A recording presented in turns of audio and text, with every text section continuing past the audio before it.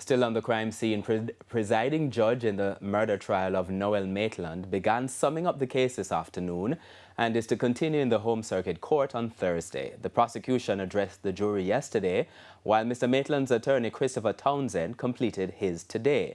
More in this report from Raquel Porter. If the puzzle don't fit, you must acquit.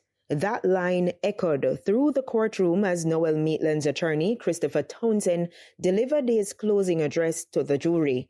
Mr. Townsend challenged the prosecution's case, which relied heavily on circumstantial evidence likened by the Crown to a jigsaw puzzle with no missing pieces.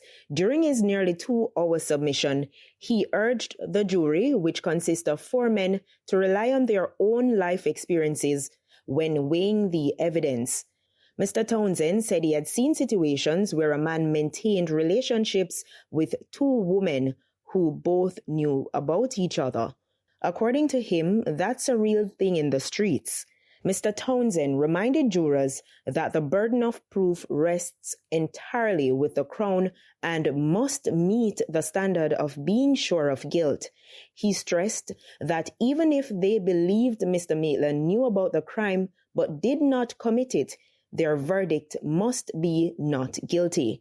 He emphasized that the burden never shifted to Mr. Maitland and that his client had nothing to prove. Mr. Townsend told jurors that once they had any doubt, they were obligated to return a not guilty verdict. He also cautioned them against allowing emotion to influence their decision, referencing the emotional testimony of Donnelly's mother.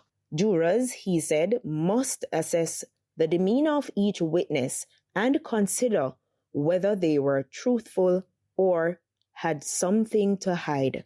Mr. Townsend told jurors that the prosecution is asking them to infer death without a body. He compared the case to chickens disappearing from a locked coop after a mongoose was found with feathers on its mouth. Mr. Townsend argued that the prosecution's own evidence shows Donnelly was not in the cage. One of Donnelly's friends testified that when she called her minutes after 1 p.m. on July 12, she heard traffic, adding that a cyber forensic expert explained that Miss Donaldson's cell phone pinged on a cell tower that was 400 meters away from the apartment, pointing out that Miss Donaldson is an influencer and they don't leave their phones. Stressing that Donnelly was outside of the apartment, Mr. Townsend urged the jury not to allow anyone to take them for a fool. Mr. Townsend said Donnelly's mother spoke positively of his client's character and noted that Mr. Maitland had checked on her while she was ill overseas.